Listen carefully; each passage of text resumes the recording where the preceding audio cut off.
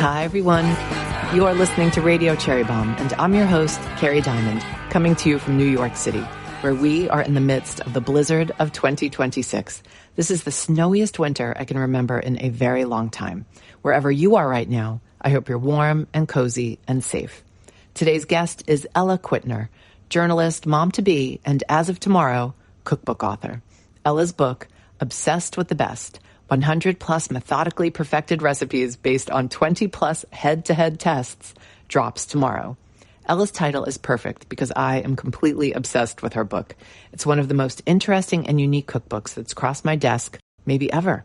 If you love clever cookbooks you can really read, you're curious what makes one recipe better than another, and you love nothing more than falling down a culinary rabbit hole, you need Ella's book. It's also a delight if you're a fan of book design, food styling, and photography. Basically, it's a brilliant book. I've wanted to interview Ella for some time, and I am thrilled she's finally here on Radio Cherry Bombe. Our chat was recorded at Newsstand Studios at Rockefeller Center. If you'd like a little sneak peek of Ella's book, you can find the recipe for her braised tomato butter cabbage on our Substack. And yes, you can get the recipe for free. It's at cherrybomb.substack.com. And if you have the brand new issue of Cherry Bombe magazine, we've excerpted Ella's chapter on whipped cream. So flip through and be sure to find that.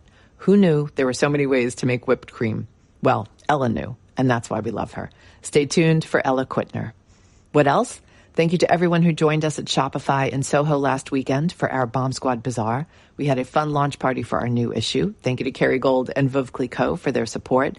And thank you to the amazing female-founded indie brands that took place in the bazaar. We'll be dropping some gift guides in the week ahead featuring all the amazing brands so you can shop from them and support them. Brands like Bixby Chocolate, The Tiny Tassel, and Marshall's Hot Sauce.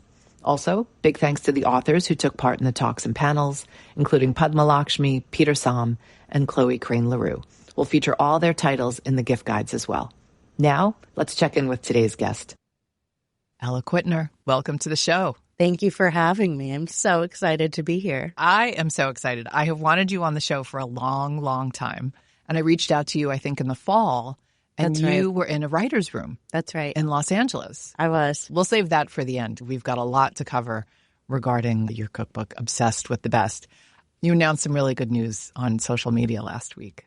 Oh, I did. I did a little pregnancy announcement and posted some of my recent sort of horrifying cravings, including some pizza bagels that I cooked so quickly and urgently that they were all in a pile on top of each other like a leaning tower of pizza bagel. And a slice of frozen Joe's pizza that I took a liberty with. I put extra jarred sauce and a string cheese on top of her body. A string cheese. I was like, that is the weirdest looking pizza I've ever seen in my life. It was extra string cheese. I can't recommend it. Yeah, I can't. We just had Elise Whitney on the podcast, and she talked about a special kind of pizza where they take fistfuls of cold shredded mozzarella and put that on top of the hot pizza. Some people did write to me about this. They said, well, I guess you don't have to feel like this is sort of that depraved because cold cheese pizza exists. And I was like, no, this is worse of me. I took something sacred and ruined it. But I never heard of the handfuls of cold shredded mozzarella. That appeals to me. I've had it once or twice and it's good. You know what it's like? It's like when you heat grape nuts in the microwave with milk and then you put a little bit more cold milk and crunchy grape nuts on top. Do you ever do that? I've never done that. Okay.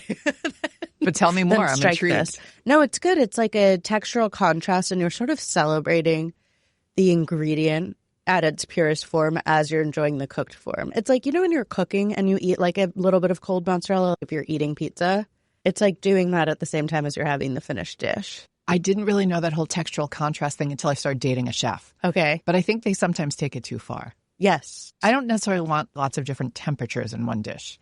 I don't want necessarily a lot of different streaks and foams in a dish for me.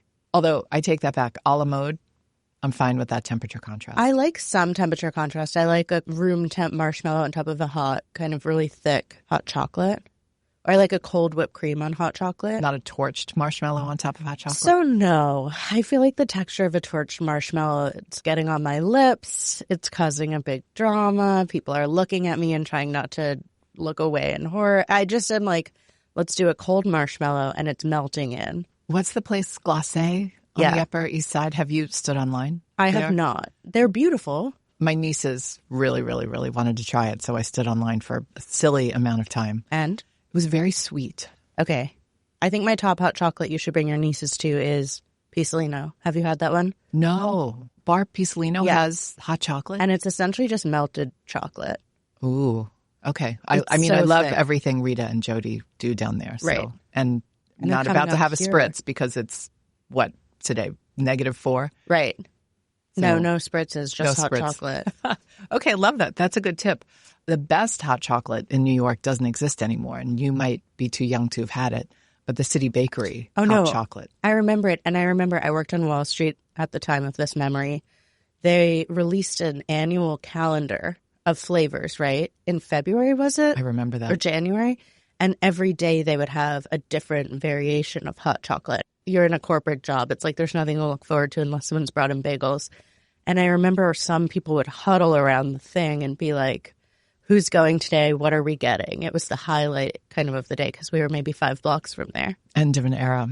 Well, let's jump into your corporate job before we talk about the book because sure. I'm intrigued by people who make those leaps. I am not leaping anywhere. I'm just napping on the couch. So you had a corporate job in finance. I did. What were you doing? I was raising capital for private equity fund managers at Credit Suisse. How does one get into that? I was in college. I'd grown up thinking I was going to be a writer or something. Did you grow up in Huntington? I grew up partially in Huntington, where my parents were reporters at Newsday when I was a kid. And then we moved to California, and then I was kind of back and forth between California and the East Coast. Were your folks always journalists? Yes, although after we moved to California, my dad began, this probably sounds incredibly antiquated, but at the time felt super cutting edge. He entered a sort of more managerial editorial thing where he was helping brands transition their content from magazine to e-reader. It was around when the Kindle was coming out. So he did that for a while. He used to write about the internet. And so it was a very natural transition for him. And then he spent a long time at Flipboard when he was out in California. Oh, I remember Flipboard. So kind of straddling tech and journalism. Speaking of Flipboard, I know we're jumping all over the place.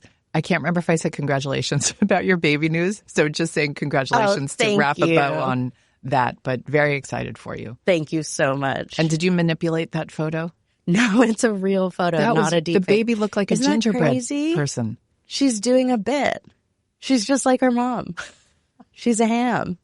Oh my gosh. All right. Well, congrats on that. What's your due date? Thank you. It's August 15th. August 15th. So your baby's going to be, what's the sign? I think a Leo. Leo. Tell me if I'm wrong. That's I used fine. to copyright for an astrology candle company. So I have both very deep knowledge of all the signs, but no logistical knowledge of when they stop and start. So a little Leo. That's cute. Okay. So your folks were journalists. That explains a lot. Yes. When I was really little, they were both newspaper journalists. They met when they were working at Newsday. And then I thought I was going to be a writer my whole life, although they told me not to be. I grew up thinking I wanted to be a writer, creative, or work in media. And they were like, don't do that. It's horribly depressing. You know, it's obviously all dying and consolidating. And you just face so much rejection. It's just such an uphill battle. Plus, it doesn't pay well. Like, why would you do this? And then I was in college and I still thought it, in this rebellious way I wanted to do it. I was the editor of our student blog and was very involved in writing things on campus. And then I had a boyfriend at the time who was like, do you know how much money you could make if you took a summer internship on Wall Street? I had never had that much money. You know, I had like worked for 4 years as a barista to scrape together my pocket money for freshman year or whatever. I was like, how much? And he told me. I was scandalized. But I had no knowledge of anything having to do with Wall Street finance, whatever. I literally didn't know the difference between a stock and a bond. I had never taken an econ class, never cracked a Wall Street journal. I don't even think at that time I'd seen Wall Street. Like, I just only knew of Wall Street as a distant concept. So I just crammed. What did you major in college? At the time of this conversation, I was majoring in neuroscience. And I later graduated with a major in psychology. And I took a lot of psychology, neuroscience, endocrinology, creative writing, and language classes. I think I took a couple semesters of calculus, but that's not even useful for Wall Street. That's more conceptual math than you would want. So really not well-versed, had to do a ton of cramming. But, you know, all the banks come and recruit on campus. So you kind of do like a resume drop thing where it's like a portal. And I got a bunch of interviews. I had no idea what the difference was between the different departments. Like I got one with a sales and trading thing, one with investment banking, one with whatever. And I just took them all and showed up to all the interviews and did my best. And I got a couple job offers, and I took one at this group that I had just liked the person who interviewed me. His name was Paul Van Hook. And I really enjoyed the interview, and I took that job, and I ended up for almost 6 years working there. That is fascinating. And you enjoyed the work? I enjoyed the environment. Well, enjoy is a funny way to describe it. I think I became very quickly almost addicted to the pace of it. You know, I heard the P-A come out of your mouth. I thought you were going to say the pay. Oh, the pay. It's funny. I thought I was going to be addicted to the pay, but when you're working that hard, sorry. Well, you could also be working that hard in media and making $0. I can For attest sure, to that. but when you work that hard and you're a little bit miserable, you're spending your money so fast. At least I was, right? You're like, oh, it's 1:30 a.m. I'm leaving the office. I'm just going to take an expensive cab home. I just mean to say it was like, of course we were getting paid a lot, but I was more addicted to the validation. At that time in my life, I had grown up to be someone that was so wanting of external validation and achievement. And I thought having older people tell me I was doing a good job, and specifically a better job than my peers and the best job, and like that's what drove me and made me feel good and made me want to get out of bed in the morning, even if I'd gotten like 6 hours of sleep or whatever. And so that sort of environment is really catnip for someone who feels like that in their 20s, because, you know, it's just this exchange of labor, right? And it's like, who can do the most labor the fastest with the fewest mistakes and then come back with a smile and ask for more labor to do. So I got very caught on the sort of corporate hamster wheel in that sense.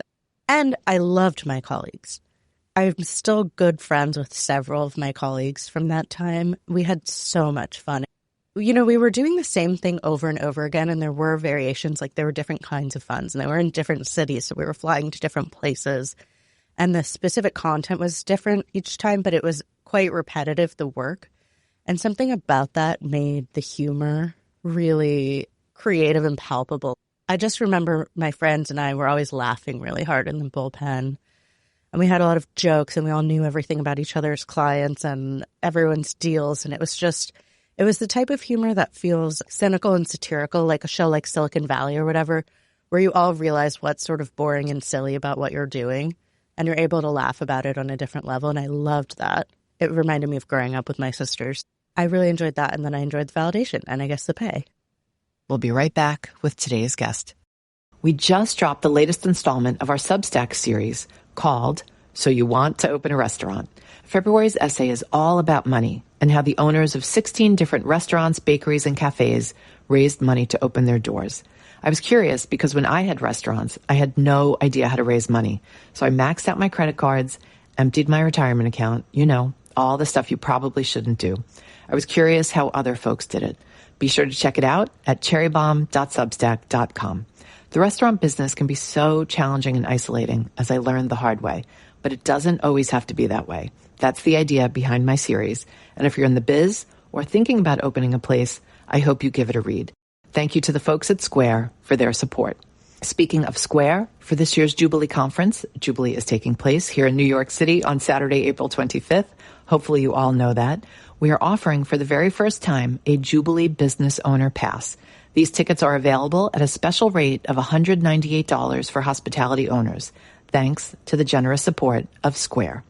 The folks at Square are going all in on restaurants and the essential role they play in neighborhoods everywhere. In addition to the ticket discount, you get a signed placement in a mentorship AMA breakout session, first opportunity to book one-on-one office hours at the Square Business Bar, and access to the Good Stuff Lounge, Square's on-site hub for mentorship, connection, and business support. You can find the application link in our show notes and on the Jubilee page at cherrybomb.com. I'm actually working on an essay right now about raising money for your food business. Wow. Mainly like restaurant, cafe, bakery. Since you've raised money, what's your advice for people listening who need to raise money? I think it's very situation dependent. What is your essay tackling what specific situation? You want to open a restaurant and you don't have access to money. How do you start? have a plan to make a profit? I think everyone in their hearts has a plan to make a profit. Does that always happen in restaurants? Not necessarily, but I don't think a lot of stuff that people are selling in the world happens the way they say it will. So I guess my broad advice would be to approach that situation like you would approach pitching an editor or pitching a book to a publishing house or pitching yourself to appear on a TV show, whatever it is, which is figure out what the hookiest sales pitch for your thing is. If you are going out and asking people to part with their money, which is famously really hard to get people to do, especially if it's a riskier situation like a restaurant or bakery or cafe or whatever, you should have that 1-sentence, 2-sentence elevator pitch that's like why your opportunity is going to be a total hit. And again, it's marketing, right? It's storytelling. Like when you pitch a story to an editor, the actual thing that runs is so different from the pitch. But the first 2 lines of it, they're like, oh, I can't stop reading this. This is such a good idea. How do you even find the people? I think that's part of the issue. I put a little something out on Instagram, and a lot of the people I heard from were like, I just broke into my savings. I put it on credit cards. I did this and that because I didn't have access to people. How do you find the people with money? So what I did was so different from restaurant investing, and we basically had this whole team of salespeople who covered LPs, which are institutions, anything from like a high net worth family office to a sovereign wealth fund to CalPERS. And their whole job was to keep up with the people who managed those accounts and find out how much money they had and what they wanted to allocate it to. And so they would take the right opportunities in front of them. For example, I have a couple friend who have a few restaurants that are fantastic. And I remember before they opened their first restaurant, they had a pop-up. I don't know how they financed that, but they immediately got huge fans. And I think some of those people then came in to be investors in their first restaurant. So I wonder if it's a little bit about seeding your idea. I think about during the pandemic, all of those micro bakeries that popped up. You know, people got these really dedicated audiences like Zoe's Doughie's. You know, we have all these pastry chefs who were selling things out of their apartments or from Lucy. Yeah, who exactly. Was just on the cover. Mm-hmm. Exactly. Roving kind of. Also, Amy France was on your. I'm sure if she wanted to open a bakery, she has enough loyal fans and people who love her cakes that she could go to and say, hey, do you have any interest in this? And from there, I really don't know the specifics, but I imagine that there are many different ways you can do it, from microfinance to having 1 or 2 or 3 big partners. All right. Good advice. I don't know if it is. No, it's good. I'm speculating. I think also just talking about it. There's so much mystery around the subject that I think that's why a lot of people just go it alone versus exhausting all their options. Yeah. Because you don't always know what your options are. I also think there's probably a difference for folks who came up in the restaurant industry, and so they have tentacles in these big, far-reaching, well-funded enterprises backed by hospitality groups, so they know a different sort of institutional investor than someone who wants to open like a 12-seat little cafe that turns into a wine bar around the corner. I imagine it's a different landscape. Would you ever open a restaurant one day? I don't know. I write so much about restaurants, and I understand it to be an extremely stressful thing to do that can really threaten the sanity, delight of it. Maybe if I was some over-the-top wealthy person that just had all of these well-funded hobbies, that would in some ways be the ideal environment for me to do that in, because I could have so much fun with it. And I know I would love the process of, you know, seasonal menu creation and tweaking and working with a team. And I love feeding people, but I really can't get past this sort of palpable stress of knowing that you're like always 3 days out from being out of business and all these people are depending on you. And if you don't make enough money in one night, it's like, how are you going to pay people? It just sounds so stressful. Mm-hmm. Yeah, I lived that for a few years. It's very stressful. It's funny, though, what you said. I think oligarchs should have to invest in a certain number of restaurants. I wrote a piece like this, I think it was a year or 2 ago, about this avant-garde restaurant in Brooklyn. And I was trying to make the argument for the patronage model in restaurants. I really do think that the culinary arts are a form of art, and that people who are really wealthy should be investing in restaurants that are taking risks or doing something different and might not be massive crowd pleasers. I wrote it at the time that what was popular was like the corner store sort of thing where you go and have Chuck E. Cheese style food, but it's like $45 per plate. And I was arguing that if you have a lot of money to throw around and you care about food, you shouldn't only be going to places you know you like that are good, that everyone else likes. You should be also funding experimentation. Because that's how we move on. 100%. Let's talk about this book. I am obsessed with your book about being obsessed. Thank you. I'm just going to say, I think this is one of the most interesting cookbooks ever in the history of cookbooks. Thank you. That's not so that nice. I have exhausted every single cookbook that's out there, but you worked at Food 52. We see almost every cookbook that comes out, and I've seen almost all of them for over a decade now. So much of it made me laugh out loud. It's one of those cookbooks that if you love to read as much as you like to cook from, you will just absolutely love Ella's cookbook. But it's called Obsessed with the Best, 100 plus methodically perfected recipes based on 20 plus head-to-head tests. But I think my favorite thing that you have on the cover is this little subhead thing you kind of buried on the bottom that says, plus essays from a round-the-clock, round-the-world reporting trip following people compelled by excellence.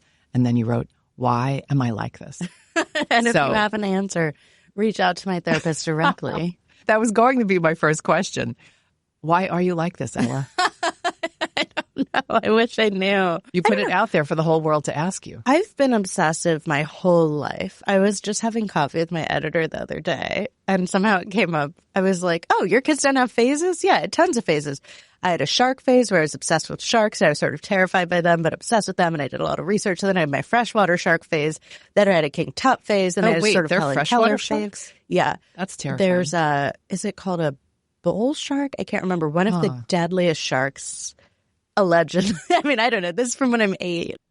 Another thing I love in the book, so you dedicate the book to Nate and Mouse, your two most spirited kitchen companions. Yes. I'm guessing Nate's your hubby. Yes, and Mouse is my Shih Tzu. Oh. And then your mom and dad, who we've talked about a little bit. But then you also dedicate it. I feel like you should read this rather than me. For my fellow obsessives, anyone who was told they asked too many questions in grade school, anyone who is currently midway through an internet deep dive of a person your friend went on a date with one time 4 months ago, anyone who has a stack of 11 unfinished novels on their bedside table who interrupts their own interrogations with side interrogations, who has been deemed weird or intense, who has been told they talk too much and too fast, who can remember what their mom wore on their first day of school down to the button. I hope you'll bring that energy to my dinner table one day. I love that so much. Thank you. Well, as one of your fellow obsessives, I appreciate having a book dedicated to me. And I hope you'll come to my dinner table. I would love to come to your dinner table. You can come to my dinner table, too. Please. Yours is probably more interesting because I feel like you've been just cooking these things nonstop for a long time now. When did you become obsessed with food? I think my whole life I was obsessed with food. I think I became aware of that obsession in college or shortly after when I had access to cooking myself for the first time and having to stock my own kitchen and the pleasures of just disappearing into the basement level fairway in Murray Hill for 2 hours. But I grew up surrounded by food, and I grew up in this very sort of neurotic, vaguely Philbrothian family, but much more lovely, where the only thing that would calm any of us down at a given time was food and eating. So I have pleasant memories of all of us kind of coming together in the kitchen and watching my parents cook. And they were newspaper journalists, so during the week that was really quick stuff, like tomato sauce on pasta with ricotta under it, I remember felt extremely luxurious. And then on the weekends, there would be these big cooking projects. My dad would make his grandmother's stuffed cabbage. And I remember we would all be sneaking into the kitchen and looking at the burbling pan every few hours, and it would fill the house with smells, and you'd sneak taste and things like that. Or they would make this tomato sauce that had multiple cuts of meat in it that would soften throughout the day. And it was this very appealing thing where you were waiting many hours to eat. I remember once they did like a dim sum feast where they decided they wanted to learn how to make dim sum at home with their friends. So they did like a huge shop in the city and then spent days making dumplings and dumpling wrappers and scallion pancakes and all of these really delicious things. And of course, I'd never left the country at that point. So it was like the most interesting thing I'd ever eaten. So I remember food being a source of immense pleasure and something I spent a lot of time thinking about. Even when I was a teenager, I went to boarding school and I had a year that was partially really fun and partially really miserable. And I remember during the miserable parts, I was just sort of obsessed with food as like a release from it. I would have cookies or little things in my dorm room that I would go back to during a really bad day. And just like, it would be almost like a flow state spiritual experience to like eat a brownie in my dorm room in the middle of the day. And then I became more obsessed with cooking. Yeah, around when I had my own kitchen. I remember, especially on Wall Street, I didn't have time to cook during the week. And then on the weekend, I would be at a loss for what to do, you know, when you have that much structure and work in your life. Even if I had work to do during the day on Saturday or Sunday, And I think cooking gave me a place to put that energy and want for structure and a project, but something that revolved around pleasure and indulgence, not validation or kudos or salary or whatever. So I would spend a lot of time grocery shopping, and we lived in Murray Hill at the time, so I'd go to that Fairway I mentioned. I would go to Calusian's and kind of started myself on what is now a really over-the-top habit of going to like 30 different grocery stores to make one dinner. But for me, it's like tourism. I really enjoy it.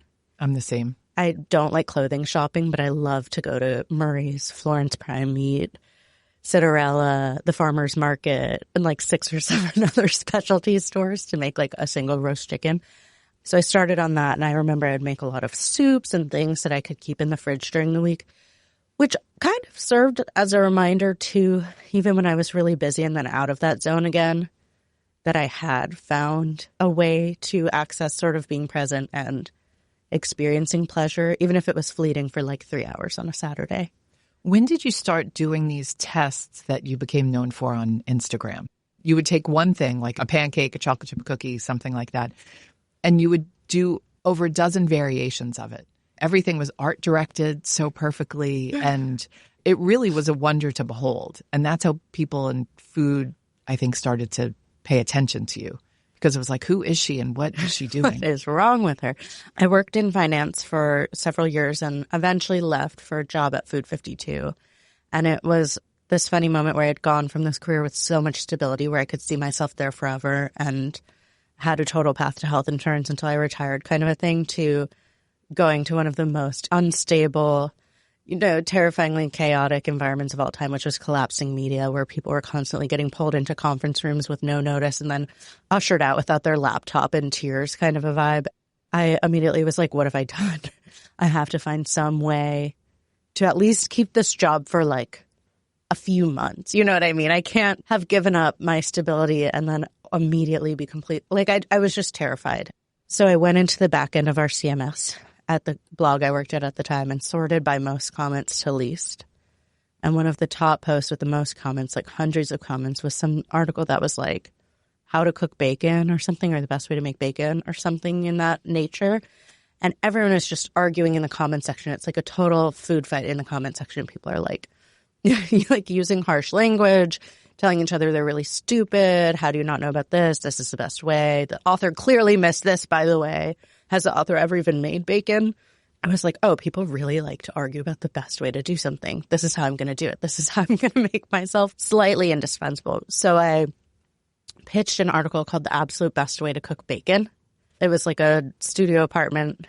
I got a bunch of bacon and just cooked it 5 or 6 different ways, like a skillet on the stove. I did it in the oven on a rimmed rack, in the oven straight on the sheet pan, and all of these things, thick and thin.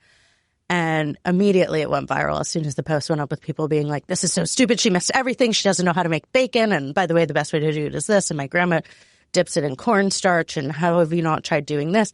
And I was like, okay. And that appealed to you. It made me feel like, well, this is also the era of, in media where they're hiring SEO managers who are getting paid a bunch of money to come in and tell us to write articles that are like, how to slice cheese well, stuff like that are just sort of like random internet search I think terms. At this time I was at Yahoo Food, so that was like you must have palace bad dreams of SEO about it.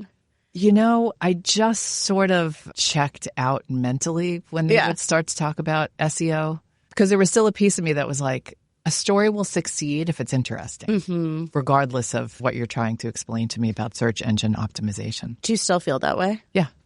Interesting. Yeah, I kind of don't give a shit about SEO. I hope I have literally never, if it's interesting, had anyone do anything at Cherry Bombe based on SEO. That's fantastic. Yeah.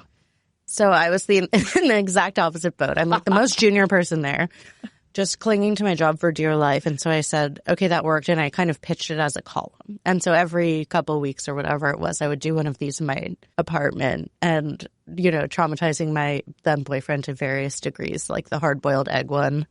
Smelled like eggs for weeks. Ooh, you got to go back to bacon for a second. Why is everyone cooking their bacon in water right now? That was a thing that came up when I was researching for that story. People say that it helps with the splattering and the rendering. I did not find that to be true. And I found that the water caused the fat to seize up in a weird way. If I'm remembering correctly, this was so many years ago that it would create this sort of curled up, gnarled bacon that was inconsistent in texture. You know, if you've ever put hot water in a greasy pan, could create actually kind of scary splattering situations that are best avoided. Okay, so you have this column. It's performing well. You're at Food 52. What made you go freelance? I went freelance because I knew I wanted to split my time between screenwriting, journalism, and books. In order to pursue screenwriting, I knew I would have to be available to take assistant jobs, like the way to sort of work your way into writer's rooms in that industry.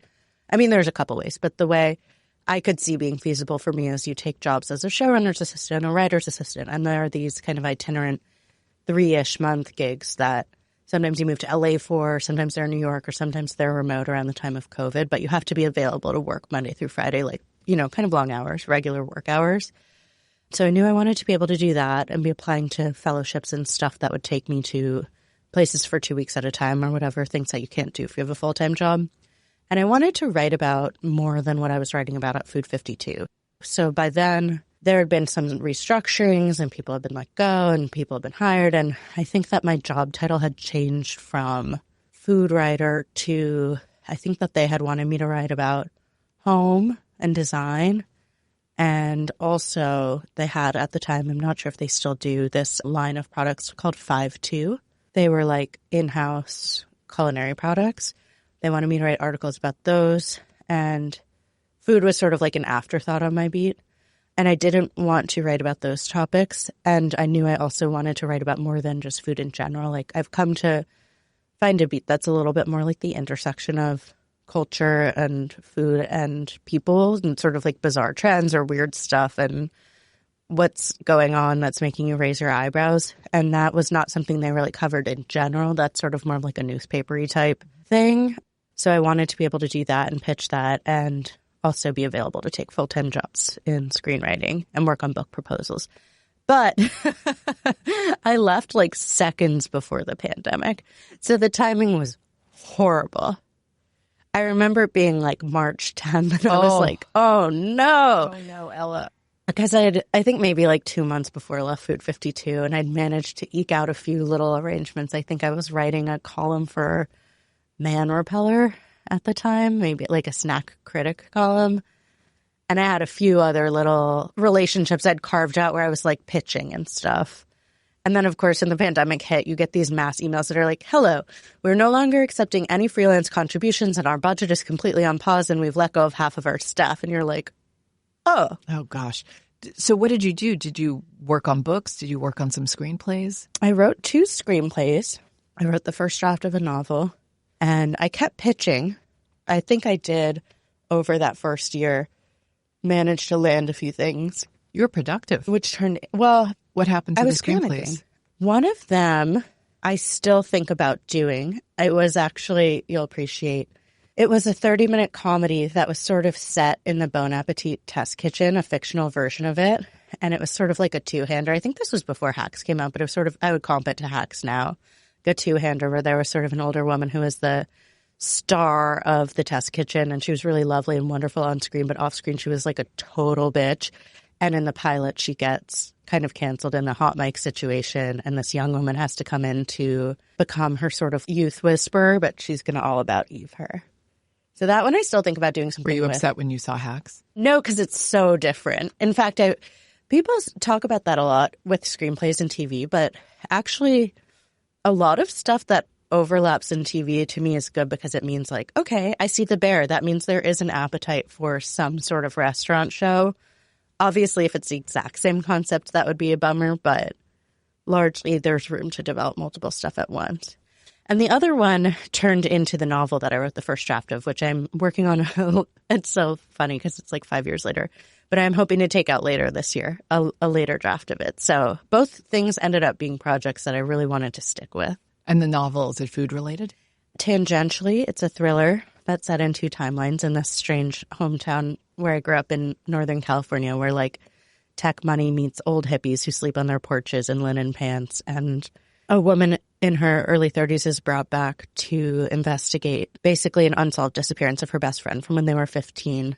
And She does have a food-related job. She is a luxury ingredient hunter. It's sort of a job I made up where in her life in New York, she works at, a freelance for restaurateurs and chefs hunting down the rarest larvae and cordyceps and caviar and things from the furthest reaches of the world and providing them to like fine dining environments. I love this. Is it a thriller?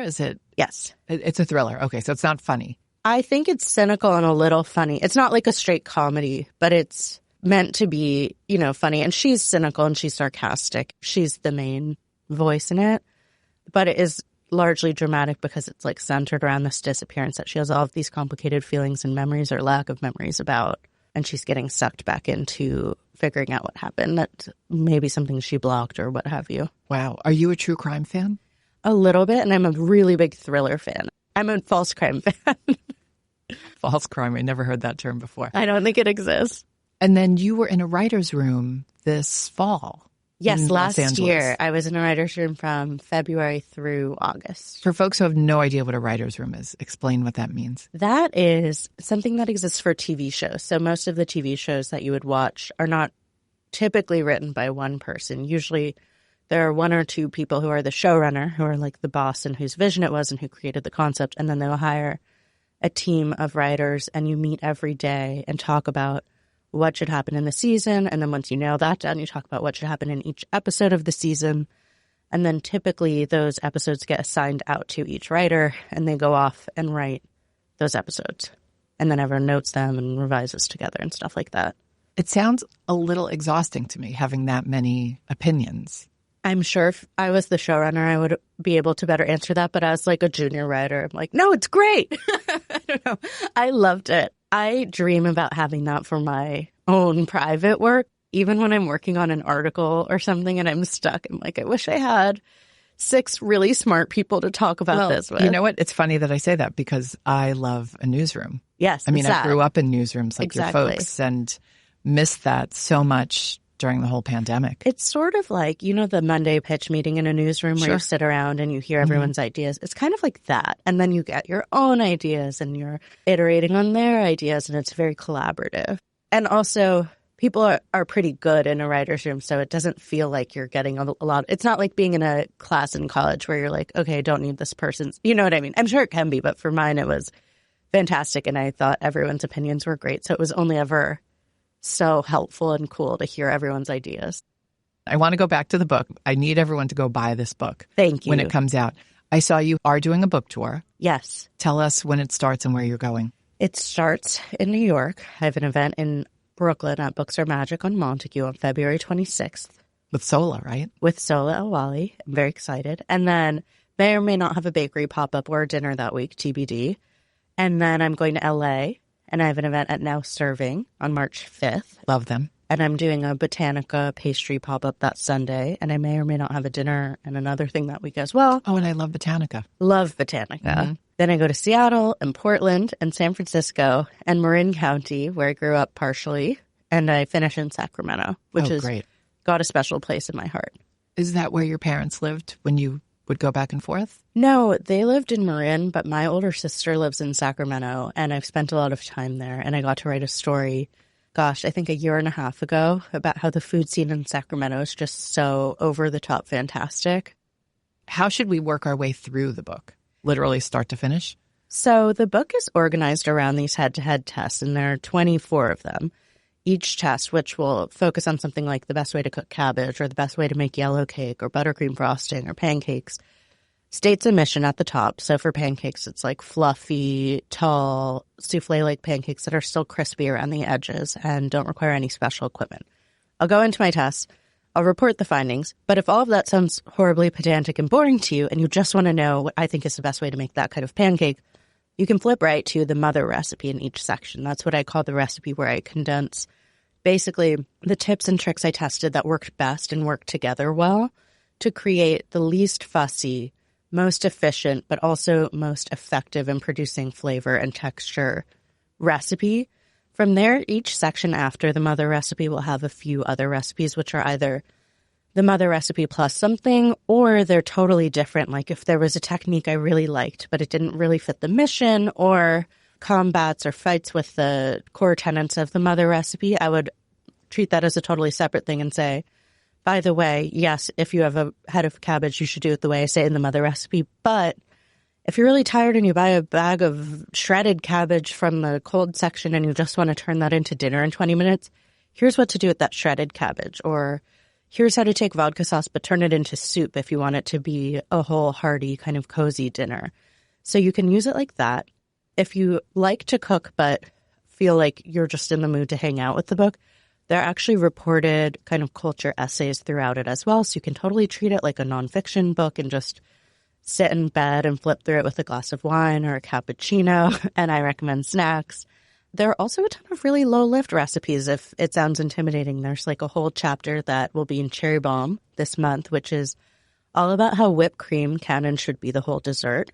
And we don't need to be kind of racing toward these like 7-hour dessert projects. We totally can be, and I find myself wanting to do dessert projects all the time. But sometimes I just want dessert in like 10 minutes and I want it to feel really opulent and luxurious and fancy and delicious. And like it took days, but it actually took no time at all. So there's this whole section on adding various things like malted milk powder or maple syrup into your whipped cream as you're whipping it, and then serving it in like a sundae cup or a martini glass with a ganache in the middle or a jam in the middle. And it creates basically these parfaits or mousses that I totally serve at dinner parties as if, you know, they're something I spent forever doing. What recipe do you think is going to take off the most? Oh, it's such a hard question because I think the answer is probably different than what I would want it to be. Oh, answer both. What would you want it to be? What do you think it will be? I'm really partial to the tomato butter braised cabbage, where you take a head of cabbage, sear wedges on both sides, and then you let it braise in the oven, totally hands off, with literally just butter, tomato paste, chili flakes, ginger, and water. And it produces the best cabbage. Like, you could eat it as an entree. You could cut it up and toss it with egg noodles. It's genuinely like one of my favorite recipes in the book and so easy. I think probably something a little flashier. The malted chocolate chunk cookie dough bars have been a bit of a hit so far in early days. They're really easy to do, but so delicious. And they create like basically a bar, but it's the texture of fudge or cookie dough. And it tastes like kind of the most fantastical cookie dough you could imagine from the malted milk powder. You've hooked me with both of these. the cabbage and the cookie dough. And the biscuits. Let's talk about the art direction. Yes. Because I also am a sucker for a well-designed cookbook. And this one's off the charts. Thank you. So you had a real all-star team yes. work on the production of it. Tell us who your team is. The photographers are Nicole Harriet and Michael Graydon, who I love and have admired for many years and felt so lucky to get to work with. Kaylin Kaminsky, who did props and set direction. She's just so wonderful as well. And the very talented Sue Lee, who I'm sure a lot of listeners will recognize from the New York Times pie package. She's also a fabulous chef and baker. And then HarperCollins designed the book Renata, and she also had consultation by Chris Cristiano, who has done a lot of really fabulous books like Rick Martinez's book and Ham L. Wiley's forthcoming cookbook called Hello Home Cooking. Ham will be on the podcast in a little while. How involved were you in the design? Quite involved, even though if you'd asked me a few years ago, I'd be like, I don't know, whatever, that's not really my purview. I'm words. But as you can imagine, Kerry, I accidentally get really involved with everything. I want to be one of those people that's like, yeah, just send it to me when it's done. I'm going to take care of my mental health and maybe do a workout. But I'm like so not, I'm like, wait a minute, can we talk about the margins? I think they need to be an eighth of an inch different. You are a girl after my own heart. It's painful sometimes to be like that. Oh, totally. Yeah. I really don't want to be. I was just unpressed for the new issue of the magazine last week. And all that stuff you just talked about, like imagine being on press for a whole magazine where you have to look at, Catherine, our executive editor, was up there for the whole thing. I just had to look at the covers. But where you are looking at just every single page and margins, captions, headlines, bylines, photo cropping, photo color, everything. I think it's sort of devastating to be like that because I know I know that it doesn't matter. I know none of this matters. Like, I know we're all just going to die and That's our my whole life. Planet's going to crash into another planet. And I know it's just like we're just distracting ourselves from our other anxieties, but I truly can't help it. Yeah, same. I was kind of born that way. It's just crazy. Totally. And I'm like, maybe I should have gone to medical school. You did study neuroscience back in the day. And then became a cookbook writer. Wall Street hooked you. You are in this book a lot, which made me so happy. Oh. Were you comfortable being in front of the camera? In general, I am. Mm-hmm. The shoot was stressful. I'm sure you've been on many cookbook shoot sets, and it's stressful, just like a movie set or anything, or magazine shoot. I definitely had to force myself to be like, okay, go change your shirt, touch up your makeup, and ask to have a photo taken of you, which can be so humiliating, right? You're in this super tense moment where everyone like just wants to go home, and you're like, should we set up a tableau of all the desserts with me in my bed? Wait, that's an epic photo. That wasn't pre-planned? No. Stop. But that looks like that great Tim Walker photo. You. Do you know the one I'm talking about? Yeah. For those of you who don't know Tim Walker, he's one of my favorite photographers and a huge inspiration. But there's a fabulous photo of him in bed surrounded by cakes. Yes, I love that one. And I love all the Thibaut paintings. So I'm very inspired by like dessert and luxuriating imagery. But I had the sense that even though I didn't want to do it at that moment and no one else probably did either. I mean, maybe they did. I don't know. I'm projecting that it would be important to me to have a record of that moment in time. I'm impressed that you pulled that. I mean, I've worked at a million magazines and on a million fashion, beauty, food shoots.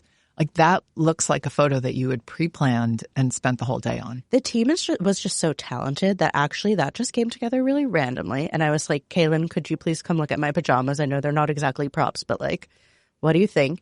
And she picked a pair. And then she was like, I don't like this green bedding. Do you have anything white? And she changed out the bedding. And Sue Lee had made like 1,000 desserts because we were, you know, the nature of the book was such that we shot in my apartment, which has an 85 square foot kitchen. But there was just food on every surface for weeks straight, you know, so we always had way too much food. And we had a ton of desserts from whatever we were shooting that day. Michael and Nicole are geniuses. So they're like, go like this, do this, whatever. I'd had a story come out that morning in New York Mag. They were like, take this issue and just be reading it in bed because it had just come in the mail or something. It just came together really fast. Well, genius. It's so great. I mean, Thank so you. much of the photography is fantastic in there. That's all them. Yeah, the bust with the cherries. We had to run that picture. Call her Deb. Deb. We rented her for the day. Oh, for real? Yeah. Tell me what you're obsessed with these days. I am obsessed with biographies. I'm in a book club where we read the biographies of famous women. So we're reading a biography of Hildegard right now. Most recently, we did Barbara Payton, Gwyneth Paltrow, Claretta Petacci. We aimed for one a month, but we had to take 2 for Hildegard for obvious reasons. It's dense. I'm obsessed with finding new ways to host. Now that I'm pregnant, it's a totally different sport, right? It doesn't end with like a fun blur of me having like 17 martinis and relaxing into the night and melting into a couch. And in some ways, I'm enjoying it even more and also learning how to slow down, but still get to these sort of like spectacle perfectionist style dinner parties I like to do. I'm obsessed with my husband. I feel like he's just been so amazing and supportive and wonderful during this whole pregnancy and book promotion process, which is like, you can imagine, extremely a thing. Mm-hmm. Yeah. I'm really obsessed with Lay. Have you been there yet? I tried to go. I was talking to Annie Shee last week. I tried to go once and I was not prepared. I hadn't made a reservation. Yeah, you have to really plan. And there's not a lot of space. No, it's tiny. It's fabulous. I'm obsessed with the sweet and sticky short rib there. Mm-hmm. I'm really obsessed with Santo Taco. Have you had that yet? Mm-mm. There are 2 locations. Mercifully, they opened one and then it was so popular they immediately opened one more. I'm kind of obsessed with the Saint Street chocolate chip cookie, which my friend Josh brought to me to dinner. I've never actually been to that bakery. And Strange Delight, the Morning Cafe, the passion fruit donut. Obsessed with. What else? I'm obsessed with making myself in the microwave Quaker Oats, brown sugar, and maple oatmeal. That's been a major craving. I'm obsessed with bland carbs. And I'm obsessed with cabbage. Okay. I love all those things. But thank you. Those are a good reminder to go to some of those places. Yes. Yeah. We'll have to eat somewhere. We'll have to eat tacos together. I would love nothing more. Okay, we're going to do a speed round. Yes. What beverage do you start the morning with? I start the morning currently with a cappuccino, but before I was pregnant, I would have like a whole mocha pot. And do you make your own? Or mocha master. Yes, always. Okay. If I ever am not, I would get a cappuccino from Piecelino. What's always in your fridge? Greek yogurt, berries, eggs. I usually have some form of kale in there because like once a week I'll make kale cheese pasta sauce. Always have pecorino and Parmesan. Often have a cured meat of some kind and olives, wine. Right now I have a lot of phony Negronis from St. Agrestes. I always have a big Brita thing of water. I don't know if that's actually doing anything. I always have string cheese. In case you need to melt it on some pizza. Exactly, in case of emergency. What was your favorite food as a kid? My favorite food as a kid, two things. Stuffed cabbage, my great-grandmother's recipe, and stuffed artichokes. For some reason, I really loved when my mom would get an artichoke and stuff it with Italian sausage, pecorino, and breadcrumbs. Okay. What's your favorite snack food? Cheez-Its. Still. Straight up. I weirdly like the reduced fat ones better. I can't explain it, but there's a mouthfeel thing. Interesting. Yeah, okay. What's your favorite food smell? Garlic melting in butter. What are you streaming right now? I'm doing my annual Grey's Anatomy rewatch. I'm obviously watching Tell Me Lies. I'm watching a show called Doc. I'm a big reality TV person. I think there might be a new Love is Blind season out, so that's on my watch list. Treasured cookbook. Doesn't have to be like an all-time fave, but just one you turn to. I loved all your footnotes, by the way. Thank you. Most people don't credit all the cookbooks they look at when they're working on their own cookbooks. I'm sure I missed like 100. I'm a big cookbook person, and I have a very prolific cookbook collection, some of which are stolen from my mom. A treasured cookbook, Marcella's Italian Kitchen. Mm-hmm. You give a lot of love to her. I love her, and I love Joy of Cooking. Tomato sauce in your own book. Yes, I have a chapter on that. I love the Silver Palette ladies. Oh, I want to cook through the Silver Palette cookbook and do a Substack on that it. would be such a good Because the world Substack. Needs another Substack. But I thought it could so be dense, though. I could also talk about the time when the book came out and do like corresponding playlists and also talk about the store, which I never got to go to. But I'm sure you could find people who did, and it's such a funny thing to talk about because we're in this luxury New York gourmet grocer boom with Meadow Lane and Cinderella and Butterfield and all this stuff, talking about what it was like when they were kind of booming. That's good. But in this very niche way. Yeah, I'm kind of obsessed. There's the word, your favorite word. I'm kind of obsessed with the idea of doing it. I think before the year's over. I'll be your number one. I'll be your first subscriber. Aw, thank you. Dream travel destination? Vietnam. Oh, great. I'd love to spend like a month or two just eating my way through Vietnam. I love Vietnamese food, and I feel like I don't know nearly enough about the regional differences. Same. I've been twice. My favorite place to visit. Yeah. It's amazing. Do you have a motto or a mantra? No. That's okay. You don't have to. That's my motto or mantra. Are you good at trusting your gut? Getting better the older I get. I definitely was not good at it when I was young. Mm-hmm. And the older I get, the more I believe I might just be moving in the right direction. Potentially. Happy to hear that. Last question. I have no idea what your answer is going to be. If you had to be trapped on a desert island with one food celebrity, who would it be and why? I would say Ina Garten, but it's like, would she have survival skills in terms of like making a fire? Well, only one of you needs survival skills. Well, I don't have them, Kerry. Look at me. I have silver sparkly nail polish on. Maybe Francis Mallman, because he's like, I'm trying to think of someone that if you have like very little to go off of could make me a delicious meal. And his whole thing, hopefully it's real. His whole public persona chefery thing is making giant pyres out of wood and sticks and stone and pits and roasting whole animals. So you're really focused on the survival aspect of this. Yeah, for sure. Trapped on a desert island. I'm assuming that means we've like been shipwrecked and we've swam there and we're exhausted and dehydrated. And at least one of us is going to have to hunt and cook. And one of us, me, is going to be on the sidelines saying encouraging stuff and trying to get a flare going. There we go. All right. Well, Ella, this has been such a joy. Obsessed with the Best will be out soon. And I really, really recommend that you pick it up because I think if you love everything that this show stands for, you will absolutely love this book. So congratulations. I mean, what a labor of love. Thank you, Kerry. Yeah. And congrats again on all your good news. I'm so happy for you. Thank you. That's it for today's show. Thank you to Ella Quittner for joining me. Don't forget, tickets for Jubilee 2026 are on sale right now.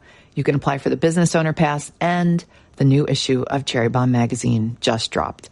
All the links for all of that are in our show notes. Joseph Hazen is the studio engineer for Newsstand Studios. Our producers are Catherine Baker and Jenna Sadu. Our executive assistant is Bridget Pittman. And our head of partnerships is Rachel Close. Thanks for listening, everybody. You're the bomb.